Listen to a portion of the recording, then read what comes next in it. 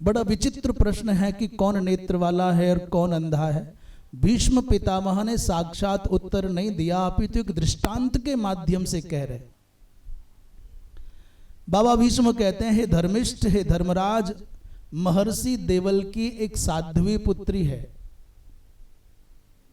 जिसका नाम है सुवर्चला। जब सुवर्चला विवाह के योग्य हुई और पिताजी को चिंता होने लगी कि इस कन्या का विवाह करूं, वर खोजने लगे, तो सहसा सुवर्चला ने अपने पिताजी से एक विचित्र अपनी भावना व्यक्त करते हुए कहा, पिताजी, मेरा जिस के साथ आप विवाह करना चाहते हो, मेरा विवाह किसी आंख वाले अंधे पुरुष के साथ करना, जो नेत्रवान हो परंतु अंधा हो।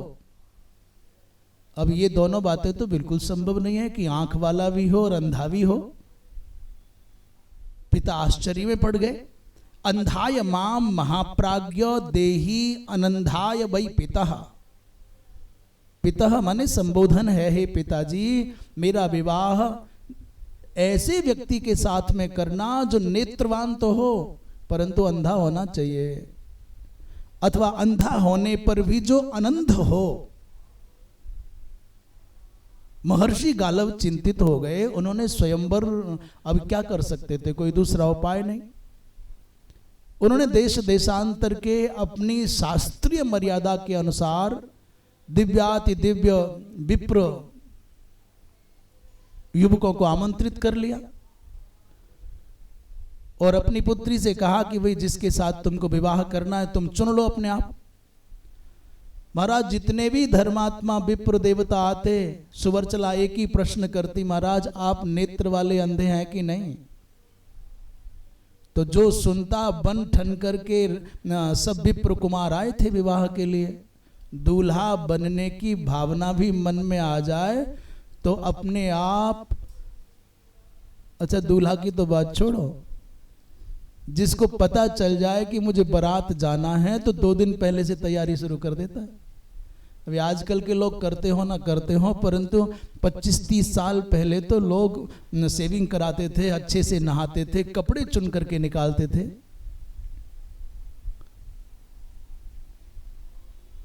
जिसको बारात में जाना है वो जैसा है उससे अधिक अच्छा दिखने की भावना से तैयारी करता है। और दूल्हा तो भैया 15 दिन पहले से। अभी आजकल के लोगों को सुख नहीं और सौभाग्य नहीं है।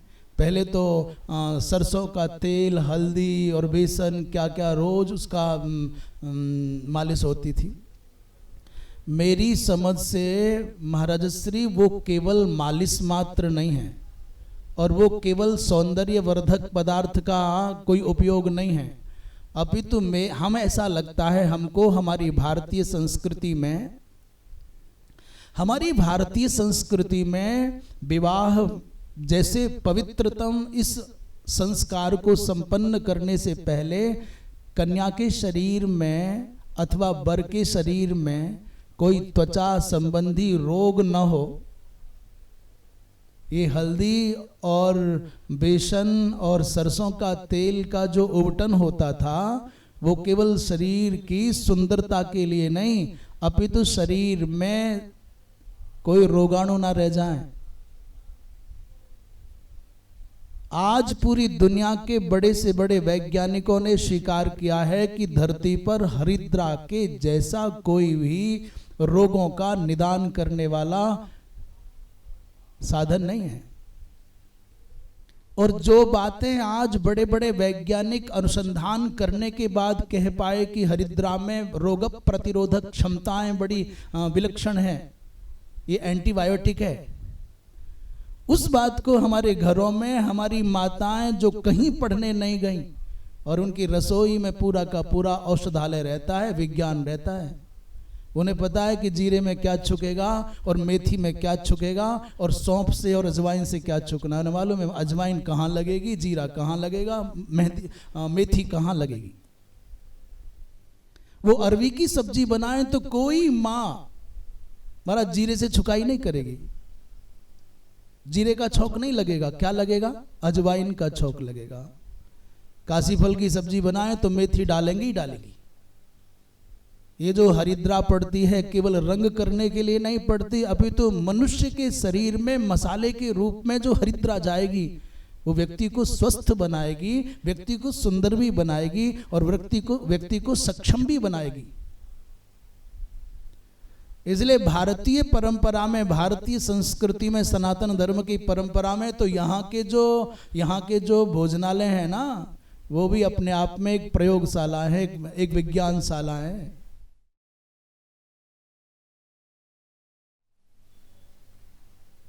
इसलिए शरीर पर जो उबटन होता था उसका प्रयोग केवल श्रृंगार की दृष्टि से नहीं, सौंदर्य की दृष्टि से नहीं, अपितु स्वास्थ्य की दृष्टि से भी बहुत विमल होता था। अब आजकल वो तो समय बचा नहीं लोगों के पास में, इसलिए 1 घंटा पहले वहां जाओ।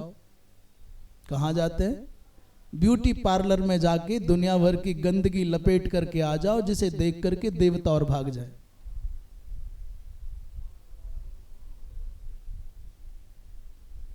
महाराज सजे धजे जितने भी विद्वान आए और सुवर चलाने का, भगवान मुझको तो वो पति चाहिए जो नेत्र वाला होकर के अंधा हो, अथवा अंधा होकर के भी नेत्र वाला हो।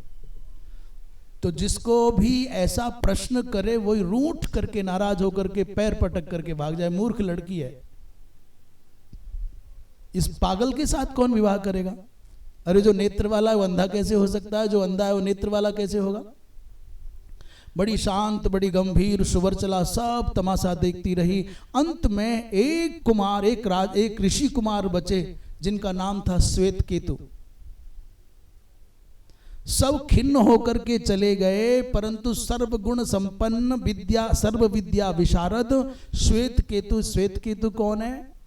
बोले ये उद्दालक के पुत्र है। ये श्वेत केतु हैं अष्टावक्र जी महाराज के मामा जी। इन श्वेत केतु ने कहा कि हाँ, मैं चक्षुष्मान भी हूं और मैं अंधा भी हूं।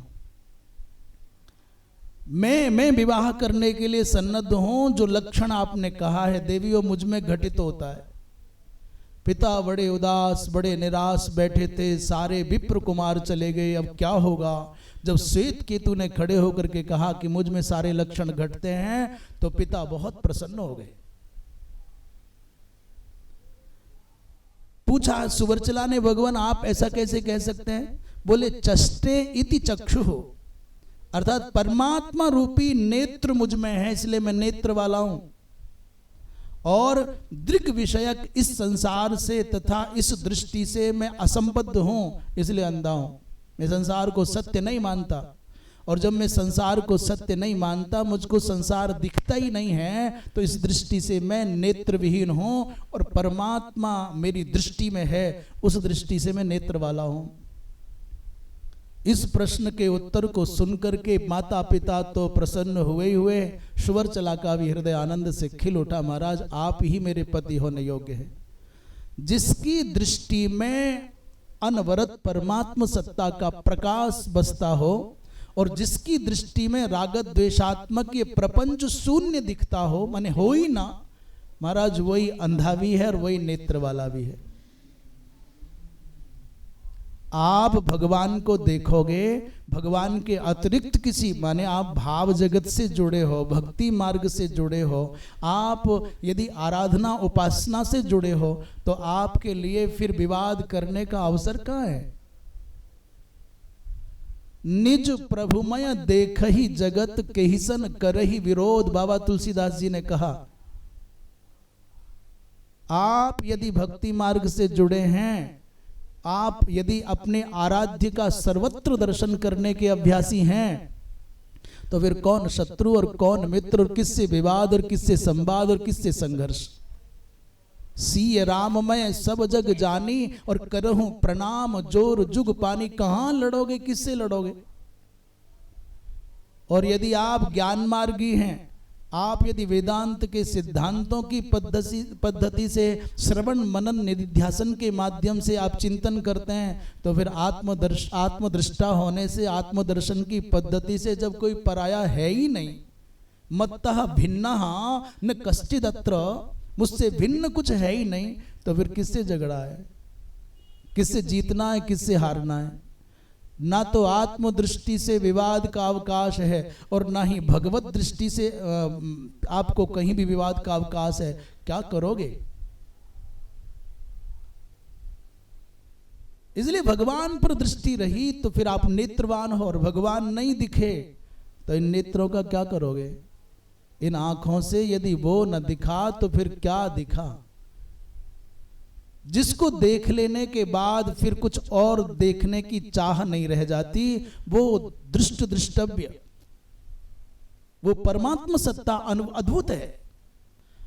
उन्होंने कहा कि मैं नेत्र वाला हूं क्योंकि मुझको, मेरी दृष्टि में परमात्मा है, और अंधा इसलिए हूं कि इस जगत को मैं देख नहीं पाता हूं। और रागत द्वेषात्मक जगत दिखता नहीं है तो फिर क्या है इसका?